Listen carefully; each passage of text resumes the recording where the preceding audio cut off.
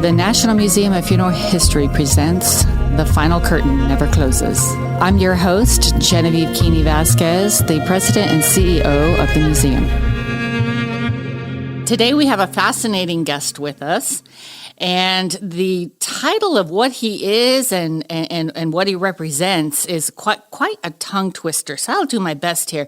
We have a Numismatist with us, and if you are listening and have no clue what that word is, it's actually a collector of coins, someone who collects coins and knows the history of the coins. So a numismatic is collecting of coins, the actual act of collecting them. So I want to welcome our guest today who can actually go further into that interesting term of what a numismatist is and what they do and how they relate to our industry, because, coins we know is a currency and we understand it's a way of trade, but it also, believe it or not, has a lot of symbolism in funerary customs. And that's why I brought this special guest aboard today to help us understand the history of the coins and what their tradition means in our industry that goes, back further than you probably thought. So welcome, Larry. Larry Hoefer also happens to be my father, who I'm very proud to have as a guest today on our show. Welcome. Thank you very much. Thank you. So I remember as a little girl going to the coin shop. Right. In this little small town. And fast forward, 45 years? We opened it up in 1976. Amazing. So, yeah. So you got a wealth of knowledge in that mind of yours about coins, the history of coins, what they represent. And you've actually schooled me on some of the traditions that goes into some of our funerary practices that have to do with the coins. Right. I like to think of not so much as coin collecting as is to history of the coins and the history of why we use the coins all the way back into the, basically you're talking about antiquity. We're going back to some of the earliest coin collectors. The word numismatic was not even in the vocabulary back then. But they were coin collectors, but they were kings. They were rulers. They were emperors. These are the ones who could put back a little bit of what they saw and they liked. So we go back all the way with this. And when we're saying putting back what they liked and saw, that means like hoarding it or keeping it and not using it to spend on items or trade or wealth. Right. They would keep these and they would show to their dignitary guests that would come in from all over. And they would show, I've got this much and you don't. So it was also kind of like a match of a competition of who can collect the most coins of value, correct? Who can amass the largest wealth. Wow, interesting. And I think if we look back, I think everybody remembers or has seen at one time or another the treasures of King Tut. Of course, yes. That was, he amassed all this wealth, but what was he going to do with it after he died? That's the subject we're going to talk about too. That's a subject we're going to talk about a little later on. But the kings back then, even the lowly servants of the kings, they would be buried with coins. And the reason that they were buried with coins is back then they believed that they needed a coin to pay the ferryman to ferry them across the river Styx. That would carry them into the afterworld. Without that coin in their pocket or in their mouth or on their body somewhere, they could not join in the afterworld. They had to have that coin to pay the ferryman. Wow, so you even had to pay in death. Correct. That's interesting. That was the taxes of death. The taxes of death. Yes. Wow, speaking of taxes, we are in tax season, and they always say there's two things you can cheat on in life, and that's death and taxes. But I'm here to tell you that you can cheat on your taxes, but you definitely cannot cheat death. And interesting enough, when we talk about death, we're talking about the things that we leave behind. We have a fascinating casket here in the museum, and it's actually lined with real money. That is correct. We call it the Money Casket. That's what it is. It really is a true draw. People who haven't heard about it when they come to the museum, it's kind of one of those unexpected oddities that's an eye catcher, and they're like, "Wow, money in a casket." I always like to say, this goes to show you that you can take it with you when you die. At You least just have part of it. Part of it. That's it. Yes. So let's talk about that money casket and how it came to be, because it has a fascinating story and journey that went along with it. We received the casket as a display item because the gentleman who owned it wanted to share the uniqueness of this material that was used to showcase the coin encapsulated onto the casket. Taking the story further back, there was a couple gentlemen that were looking for investors into their concept of this resin that would actually encapsulate an item and still allow it to be seen and held for an eternity. And so he took a chance on them and invested in their resin company. And to prove what their product could do, he asked them to line a casket with money. And he would actually take this casket, once it was lined with money, to shows, conventions, which you're very familiar with, right? Because you guys go to a lot of shows and conventions for coin collectors, correct? Correct. Yeah, so I believe he took this with him to these conventions, and he used it as a draw, if you will, to his booth, and he allowed people to get in the casket and take pictures. And that was one of those things that became an item of a notary with him, notoriety. He was Mr. Moneybags. He was the man with the money casket. And so he ended up putting it on display in between shows here at the National Museum of Funeral History for people to also enjoy the beauty of what the casket is. He has unfortunately since passed away, but he has left us his legacy with this amazing money casket, and all real money. And you can attest to that, correct? Correct. It's all real.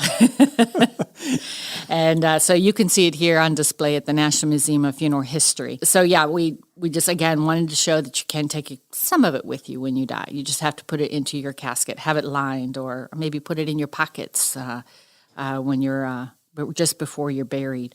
Another exhibit that we have here that we actually can tie coins into funeral practices or preparing the body for a wake, and that's with our Victorian exhibit. So can you tell me a little bit more about how the coins were used during the Victorian time period?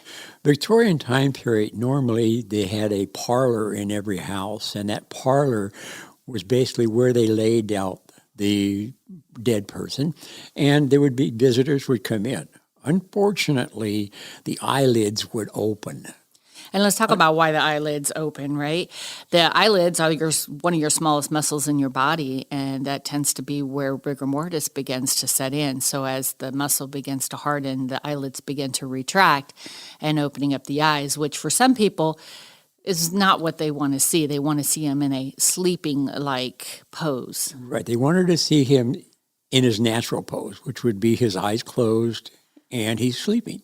Well, the eyes were being opened. So what they would do is they would place a silver dollar or a coin heavy enough to keep those eyelids closed. And that the silver dollar was usually used as a method of keeping those eyes closed and make the person look more natural. Wow. So were they actually viewed with the coins on their eyes, or prior to them coming out for the wake, were the coins placed on the eye and then removed? Or no, the coins were left on the eyes. They didn't want that mistake when Uncle Joe comes through, all of a sudden the eyes open. So also if he had that coin on his eyes, now he has money for passage, correct? Well, correct. He would have the money for passage. So, but they usually, a lot of times, even in the Victorian era, you'd find somebody slipping a small change into their hand. Oh, wow. So they continued on that tradition from the earlier times. Right. That a coin on a headstone has meaning, and a coin on the eyes have meaning. And the coins that were taken with the kings had meaning. If you go back to the Egyptians, when they had to take all this gold and silver, they had to pay their servants. So in order to pay their servants in the afterworld, they would take that money with them. Victorian age, they would slip a little coin into it, just so they would have a little bit of money just in case they needed it. And then the Vikings too, right? They would add that into their burial site. So I guess this kind of takes that whole concept of buried treasure to the next level. Because I always think buried treasure, you're thinking pirates and the ships and them hiding them in the caves. But in reality, there are treasures buried with our loved ones. Exactly. And the Egyptians were real good at this. If this person had gold, they buried it with the gold. And even in modern times, the grave robbers in Egypt would just ravage the king's coffins or the king's burial sites. They would ravage these things for the gold and the silver that was in them. Wow, that's interesting. To know that the grave robbing, had a double meaning. There was the time period where they were grave robbing because they needed bodies for anatomical donation, but going further back, they were grave robbing because they had wealth buried with them. That is correct. Interesting. That is correct. And even today, when they were unearthing the tombs, a lot of the kings of Egypt or the higher up of Egypt, when they unearthed these, the body might still be there, but all of the treasures that were around the body was gone. And the grave robbers would literally tear open the gauze that covered the bodies to get to their jewels that may be around their neck, or the jewels that they encrusted in their fingers and on their toes. They put toe tags on them, which were made out of gold. Yeah, I remember there was a time when I was young, when I was interested in the funeral industry, and I read something where they were discouraging any jewels to be buried with your loved one, that that the funeral director would take off all the jewelry, anything of value on that body prior to burial. And now, rightfully so, because it took away the grave robbing. Correct. Yeah. It really dampened their enthusiasm about digging up a coffin, because probably nothing going to be there. Yeah, nowadays and I myself can attest that now we highly discourage any valuables to be buried with any of your loved ones. So traditions have changed over time, most definitely. Right. One of the traditions that haven't changed is the coins that you hear about it usually on Memorial Day or Veterans Day, of coins that are being placed on the headstones of soldiers. I've heard of seashells, but coins, that's a new concept. So, yeah. Well, it's been done for a long, long time, and each and every coin has its particular meaning. The 1 cent coin means that a person visited that gravesite, and he left a penny there for him. The second one is the nickel, which says, I went to boot camp with this guy. Oh, wow. He was in my boot camp. You just gave me goosebumps. Right. And the 10 cent or the dime that was placed on it means I served with this person. And the quarter simply means I was there when he died. Wow. When he was killed, I was there. So that's the meaning of the coins that are left, which is being discouraged, not completely done away with, but it is being discouraged at a lot of the cemeteries nowadays. They just don't want them left there anymore. Yeah, it's quite an interesting tradition. And when you think, coins have value, they have a monetary value, and for you to go and take something of value and leave it behind on somebody's headstone is it has a lot of meaning and depth behind it. If you think about it, that you're willing to leave a 25-cent piece or 5-cent piece. And I know today in our day and age, a 1 cent to a 25-cent practically is, maybe half a penny in value with the inflation of our current time period. But if you were to think about that when it first started, maybe World War I? I think it was I think it was after World War I when the tradition started to be putting them on. That's some significant value to leave on a headstone during those time periods when 25 cents could get you a lot of stuff. Oh, yeah. That's interesting. That it just goes to show the significance of the camaraderie that exists amongst our armed forces. That's correct. willing to leave the wealth behind to represent the significance and the value they had in their life.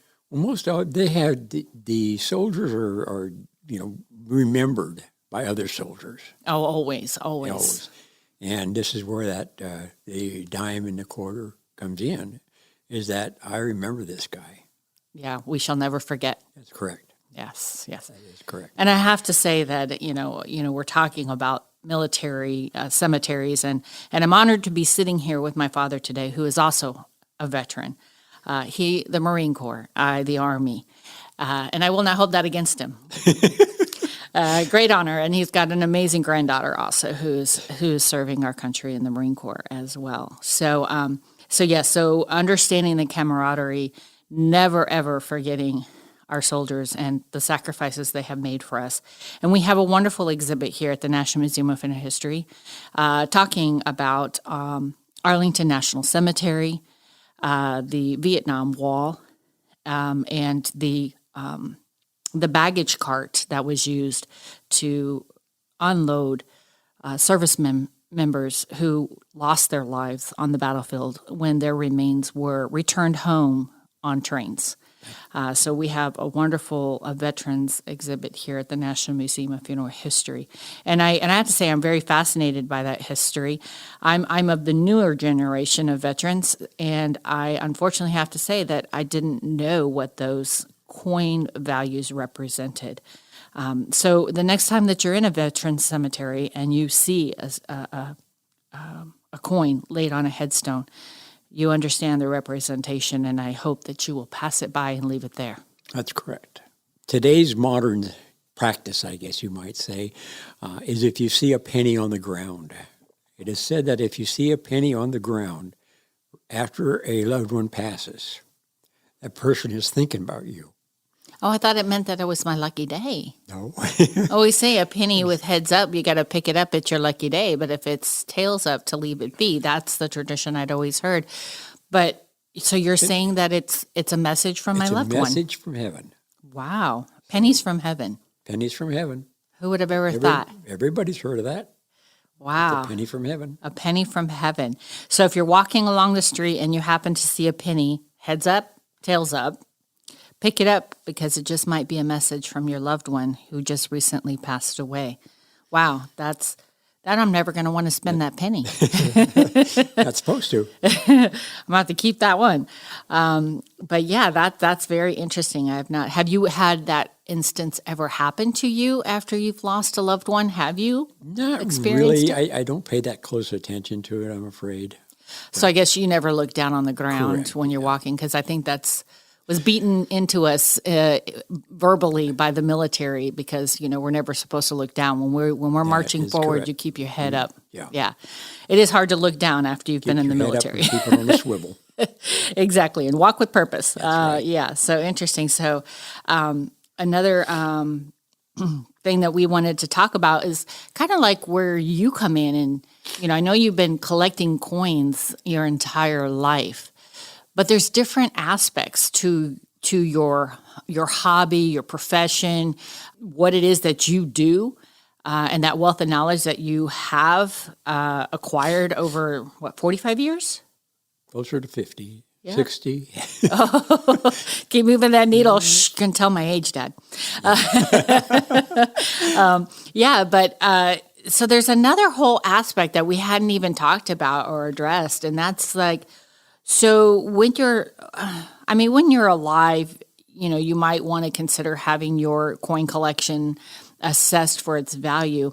But most of the time when people are collecting for themselves, they kind of have a general idea of what the value of their collection is based off of that being their hobby, right? So they may not run out and get an appraisal of their collection. However, sometimes you'll find once people pass away and their families are coming in to settle out their estate and go through the items that they have unfortunately had to leave behind, they might come across some, it might just be a really small collection of coins, and it may be a large collection of coins. But what would you say to somebody who who has found a collection of coins, be it a handful of pennies or a jar of pennies, what would you recommend that they do? Take it to the local bank and deposit it, or should they take some steps prior to doing that? They should take some steps. Knowledge is king. Ooh. And knowledge is what you really, really should have. And I always recommend buy the book first. And what book would that be? You could buy a coin price book at a grocery store. You can buy a grading book at most all online stores. But you got to learn something about what these coins are all made of. And there's a difference between a collection and an accumulation. Oh. I think all of us have that jar that we come home, we got a bunch of, women are terrible at this. That purse weighs 40 pounds. And, 37 pounds of this is coins that they've thrown in the bottom of their purse. And Sorry. it's the truth. Sorry. You got all this change in your purse, so you throw it in a jar. And the next person throws it in a jar. But that's not a collection. That's an accumulation of coins. A coin collector normally knows what he has. He likes to put it into a book. He likes to study the history of that particular coin or that particular coin collection. He'll know the history of the bison on the back of the Indian nickel. Now, you notice I didn't say buffalo nickel. It's called the Indian head nickel. There is no buffalo in North America. We have an American bison. But the coin collector will know this. And we all hope that one of the people that you're going to be leaving these coins to also know it. And there's going to be one in that family that really has got knowledge of the coins. But you may only find one out of all your relatives that got any interest in the coins. It's a very specialized hobby. So what are you going to do with it? You liquidate it before you die and just put the money into an account so everybody can share it? One of the best ways to do it, I believe, is to get all of the participants and have them pick out one coin that you're going to remember this person by. And that's the coin that you're going to keep. We find that most people will take a silver dollar from the 1800s, and they will want that because it's big, it's shiny, it's bright. They'll leave that lonely 1 cent piece sitting on the table because it's dull. There's no weight to it. It's a copper-looking thing. There's no shininess to it. You got to remember that 1 cent might be a 1909 SVDB worth $1,000, or the silver dollar that you picked up may be a 1808 or 1908, and it's worth nothing. Oh, wait, it's worth $1, right? It's got to be worth $1, and it's silver. So if it's a 1921 Morgan dollar, it's worth silver, unless it's in really good condition. So that means it could be worth more than $1? Absolutely. Always, all the silver dollars, quote unquote, silver dollars, are worth the price of silver. And each and every silver dollar contains 0.7734 ounces of silver. So that's 3/4 an ounce of silver. Silver is priced at $23 an ounce, so you can figure it out. It's 3/4 an ounce. So what you're going to do is you're going to gather together the people that you want to give these to and say, pick out a coin and remember me by it. Then liquidate the rest. Or you can take and sit down with all of the people after your death, and they can sit down with an appraiser, and they can appraise it, and they'll say, okay, this is what the collection is worth. I'll give you X amount of dollars for it, and you split up the dollars. Now, are you an appraiser? Yes. You're an appraiser. So you actually have experience in helping families either or you have experience in helping collectors liquidate their collection prior to their death, or you've helped families who have come across this collection of coins or accumulation of coins to help them understand what's its value? That's correct. Now, unfortunately, you get into a mess where Dad said I could have this. No, Dad didn't say you could have that. Dad said I could have this. Well, that's because Dad talked to each individual person at a different time. And this person showed an interest in this one particular coin. He said, hey, you can have it. After I'm gone, you can have it. Well, you also told this other person that they could have it. So all of a sudden, we got a family argument going on at the table. And at that point, the appraiser usually says, work it out. When you get it worked out, call me. Yeah, I can tell you that unfortunately, when a death happens, there's so many emotions that go on, and when you're talking about having to divide up somebody's personal property that's very representative of who they are, you tend to unfortunately deal with a lot of family dynamics that can lead to discord and arguments and stuff along the way. So this is where we always say that it's very important to plan ahead when you can. And don't put off tomorrow what needs to be done today. And having a will is very important, because if I would have had a will, I could have specifically said, Johnny gets this coin, and could have avoided that whole argument, correct? Right. Yeah. You could have the will, and you can write in that will, this person is going to get all of the dimes. This person will get half of the silver dollars. The other silver dollars were divided up evenly between all the parties. And you didn't say anything about the dates or the values or anything like that. All you said was going to be divided. And then let each and every person make up their own mind on what they want to do with their share. But I have seen so many arguments over this. A year and a half ago, I just saw one, exactly the same thing. That Dad said I could have these two. Well, Dad didn't say you could have them. He said that Johnny could have them.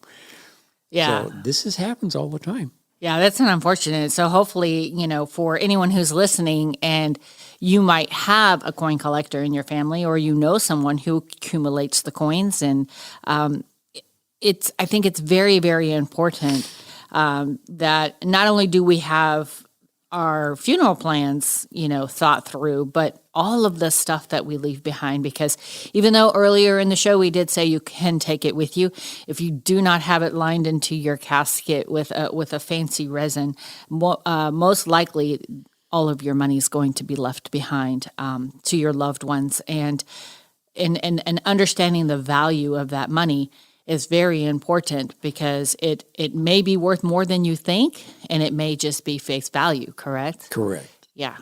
You never know until you buy the book and study it. Buy the book. And as the person gets older, normally they have enough time to actually go through this. If they have the interest in the coins, they will have the interest in to go buy the book, go through it, sit down with your daughters and your sons, and hey, this coin is worth this much money if it's kept in a good condition, and it's got to be kept in good condition.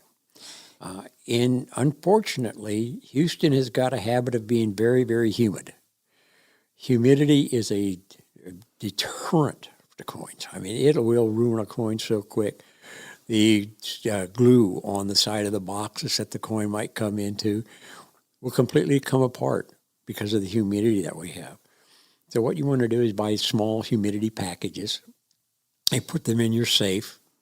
And that way, the help to keep some of the humidity off of these coins, because the humidity. Now, when you say deteriorate the coin, does it actually burr holes in the coin, or what happens to the coin? But it'll cause a dull finish to it. Okay. When the coin comes off of the mint, it has got a very, very shiny surface to a silver coin. Once the humidity starts hitting it, the surface dulls real bad. Now, are these common coins that we see that have been exchanged by hands, or are these more coins that have never seen or been touched by human hands? These are the coins that's never been touched. They come out of the mint and put into a sealed envelope or sealed case.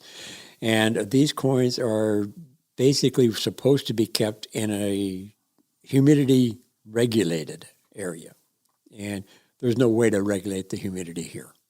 So as you can see here, we have two drastic subject matters. You have the coin collector whose coins might be in very nice cases, never touched by human hands. And then you have the accumulator who probably has coins that have traveled all around the world and touched by thousands of hands, but yet still might have some value to them. Is that correct? That's correct. Yeah. So still may have a good amount of value to them. And that's the interesting part, is figuring out where is that diamond in the rough, right? Exactly. So. And you used to be, when we did a lot of money exchanging, we don't do that so much anymore with credit cards, but the money used to change hands, and you always used to say, look at your change. Look at your change. You never know what you're going to find.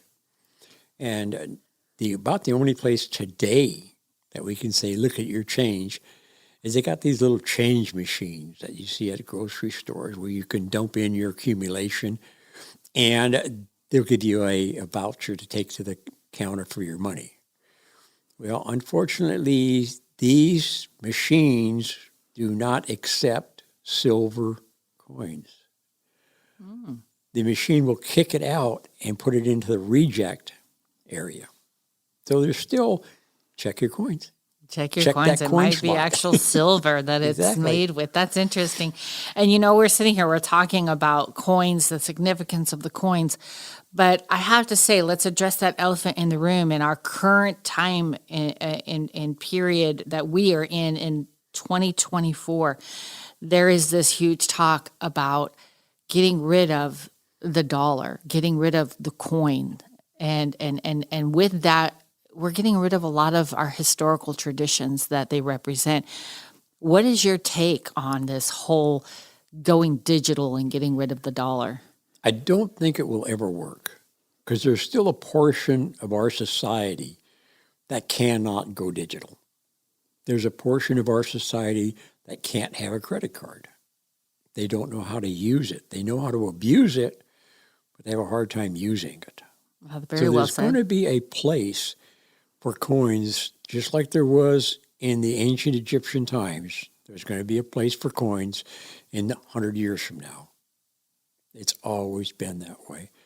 And I believe that it's always going to be that way because of that portion of our society that cannot handle it. And that's interesting to know, yes, because I remember back in the day, you had to have a form of credit to be able to obtain a credit card. And now they're trying to say, well, everyone needs to have a credit card in order to pay. But if you aren't able to obtain a credit card for whatever reason that be, you're still going to need to use the dollar. I'm seeing signs. I went to a restaurant a couple weeks ago, and it said, we no longer accept cash. And it was like a gut punch. I was like, wow, this is real. And then in the back of my mind, I was wondering how long that will last. Will they decrease their business because they no longer accept cash? Because now they have weeded themselves out to a specific population now. Because if you don't have cash, you can't be served. It's almost discriminatory. It is, because of the fact that they're saying if you're not qualified for a credit card, you're not qualified to eat at our establishment. Yeah, that's a huge exactly message. What they're saying.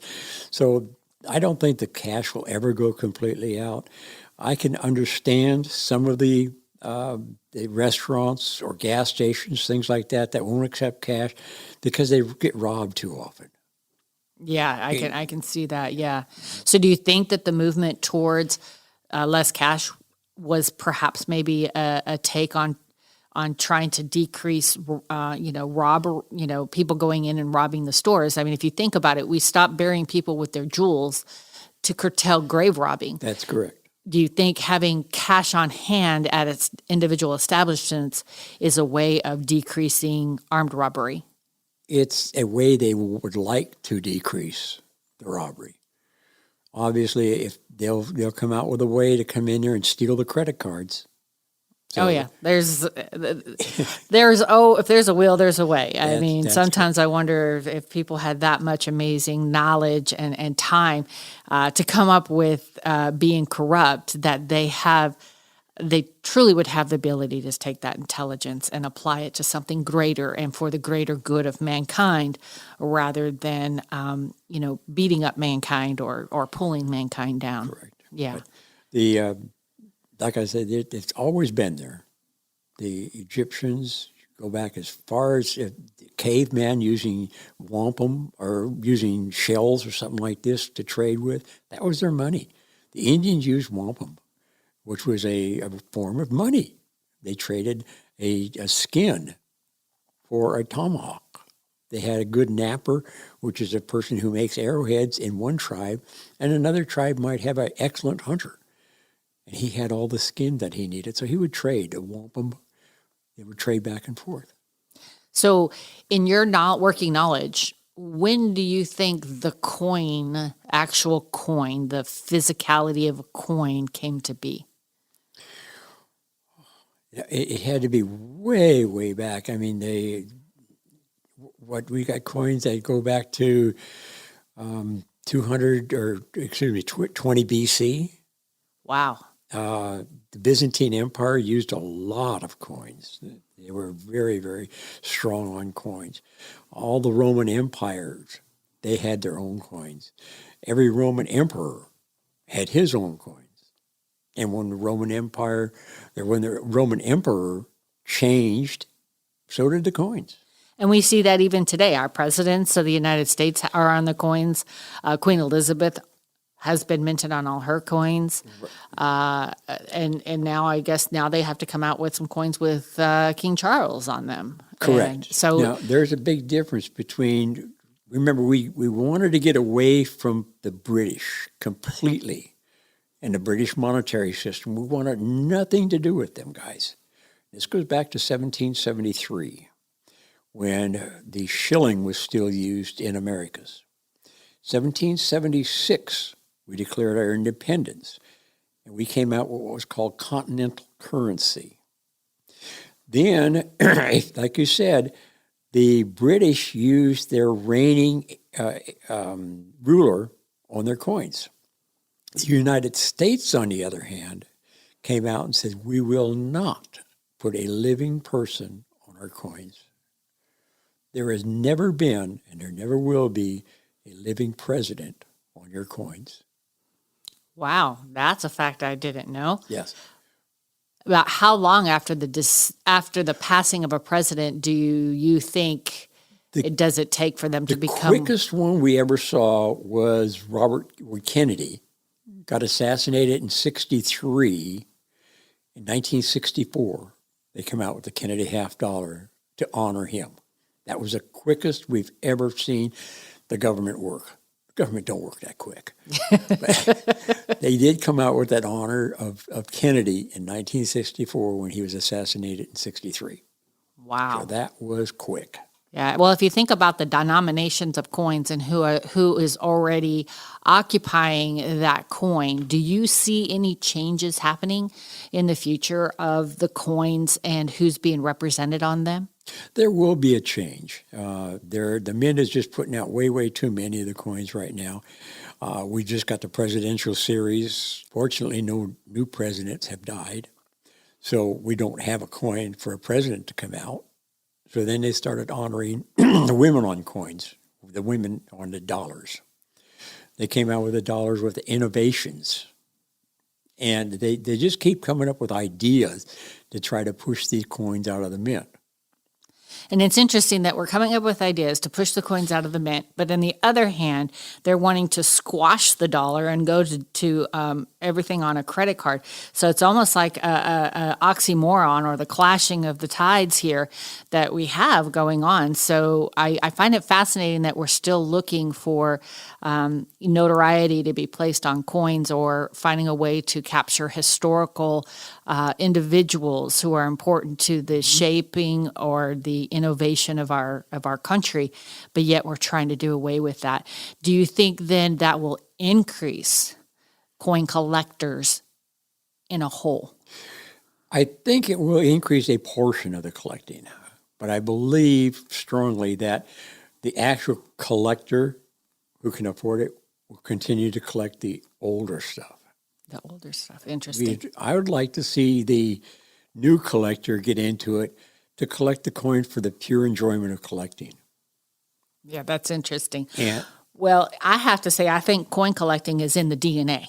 What do you think? yes, it is. And the reason why I speak to this is because I went off young in my life. I went off into the military and, got to see different parts of the world. And when I came back from the military, my tours of duty and serving 12 years in the Army and coming back home and being close to my father again, I realized, but didn't know that I was doing this. I came home with collections of coins. And I looked at my father and I said, I have to be your daughter. I said, because I have so many coins that I have collected over my travels in the Army. And also I had a large acquirement of coins that I would just put into a jar. And I would never spend them, even though they were money. I would just wait for my paycheck to come in and keep adding to my accumulation. But yes, I came home and I had tons of coins. And I was like, Dad, I have a lot of coins. Tell me what they're worth. Help me out here. But interesting enough, I had some coins that I didn't even know were valuable. But I did realize that I was truly your daughter because I had a whole lot of coins. Yes, but those coins had a meaning to them, which is very, very important in collecting coins. They have no meaning to them. They're just going to be a piece of metal sitting on a shelf, gathering dust. That is true. They had memories. If you have a memory of that particular coin, it's a memory. It's something sitting there. It's no different than a little child comes to a coin show and buys a little an Indian head nickel, takes it home and puts it on the shelf. He has purchased that nickel and he puts it on the shelf and it's going to gather dust. He takes that same nickel and his mom and dad sits down and teaches him, why is that called a buffalo nickel when it's a bison? Who is that Indian representing on that coin? If the child starts studying that coin, now when he looks up on that shelf, he's got a piece of history sitting on that shelf. It's not just that nickel up there gathering dust anymore, but it's a history of the United States. Wow, very well said. So coins have a lot more value, I think, educationally than their numerical value on the face of them. Correct. Yeah. Wow, that's interesting. Well, everyone, thank you so much for joining us and listening to this amazing podcast of hopefully a lot of stuff you didn't know about coins, the history of the coins, and the fact that we got to peek inside this numismatist mind and the amazing knowledge that he carries around with him, not only on the history of the coins, but what a coin is actually worth to each of us monetarily and or emotionally. Correct. So, well, Larry, thank you again for joining us. Your knowledge is impeccable. It reached depths that I probably would never be able to obtain. You have, 60 years of history on me in that knowledge, and I can only hope to gain an ounce of it. Okay. Thank you. Thank you.